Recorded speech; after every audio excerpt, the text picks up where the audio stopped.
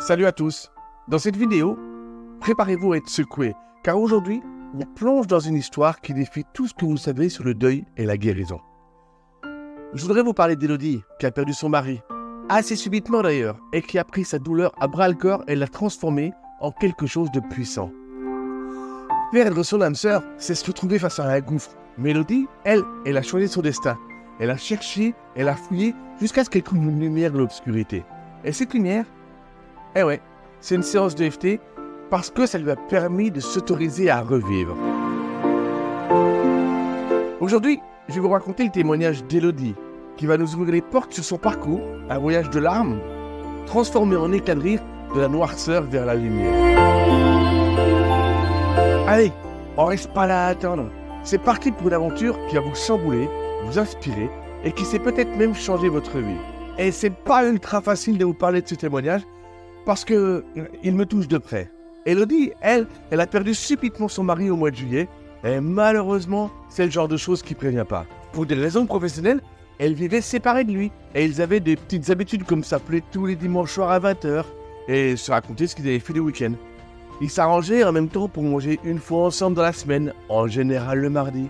Ouais, je crois que c'était le mardi midi. Moi, je connaissais personnellement Élodie et je lui ai proposé d'essayer une séance de FT pour voir si ça pouvait la soulager. Parce que sa tristesse, elle était si forte, et particulièrement le dimanche soir, elle attendait patiemment que le téléphone sonne, et le cerveau automatique, il attendait. Et bien sûr, ce téléphone, il sonnait pas, et il sonnera plus. Ceux qui me connaissent savent que je suis un peu taquin, et je lui ai proposé de se retrouver justement un dimanche soir, en visio, pour traiter cet épisode. Et quitte à être spécifique, je l'ai positionné à 20h. Quel sagouin! Le FT, ça fonctionne très bien de façon générale, et encore plus quand on a un épisode spécifique à traiter, ce qui était le cas ici, parce que l'émotion elle est forte pendant ces instants. De plus, dans un cas plus général d'un traumatisme, en nettoyant les principaux épisodes spécifiques, c'est tout le trauma qui se nettoie. Gary Craig, l'inventeur de la méthode, lui il parle d'un plateau d'une table, qui représente le trauma général, avec plein de pieds, qui sont chacun des épisodes spécifiques. Et en général, quand les 3 ou 4 principaux épisodes, alors il se produit un genre d'effacement général qui permet de revenir à une certaine paix personnelle. Pour revenir à Élodie, qui ne connaissait pas le FT, j'ai commencé à la faire parler de cet épisode spécifique. Moi, mon objectif, c'est de la monter en émotion, mais pas trop au début. Parce que l'idée, c'est qu'on va commencer une première ronde où je vais lui expliquer les points. Elle me dit que le dimanche soir, c'est compliqué, qu'elle attend le coup de fil, et puis qu'il planifie le repas du mardi midi, et qu'elle ressentait une tristesse à 7 sur 10 au niveau du plexus, et ça va jusqu'à la nausée. De plus, elle m'explique qu'elle est retournée dans la maison avant-hier et qu'elle était froide et que la maison lui faisait peur. On est immédiatement parti dans une première ronde où j'explique l'intérêt du point karaté qui se trouve ici en disant la phrase spécifique « Même si je m'aime et je m'accepte complètement ». Cela permet de se désolidariser de l'action et de préparer le système énergétique du corps au tapotement. Il arrive que certaines personnes, elles n'arrivent pas à dire la phrase. C'est la preuve d'un blocage qui est plus profond et qu'il va peut-être falloir aller travailler en premier. Sinon, le cerveau, il va résister. Tu sais, le cerveau automatique. Ensuite, j'explique la position des différents points et le protocole de répétition des phrases. Je l'ai déjà parlé dans une vidéo précédente où j'indique les différents points et je vous mettrai le lien en description. On finit tranquillement la ronde. Je la laisse boire de l'eau et me donner ses premières impressions. Parce que souvent, lorsque l'on tape, il arrive que l'inconscient, il envoie des informations qui sont intéressantes pour le sujet traité. Elle a pris du temps de silence et elle me dit que sa boule, elle est partie et que ce qui se passe, c'est triste et que c'est normal qu'elle soit triste. Là, je remarque qu'elle est en réflexion. Ça montre qu'elle se sent de moins en moins en émotion.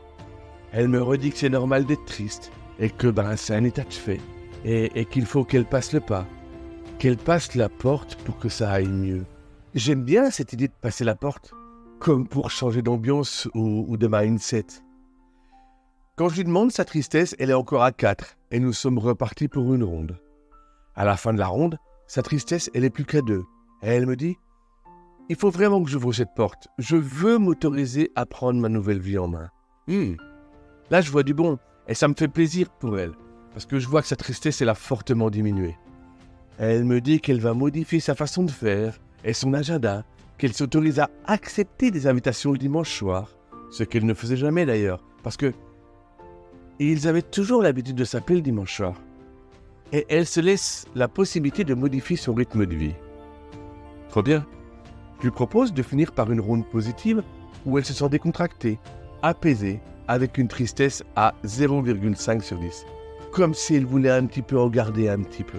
Elle sent un soulagement avec une force qui pousse, qui lui dit « Tu peux le faire, autorise-toi à y aller ».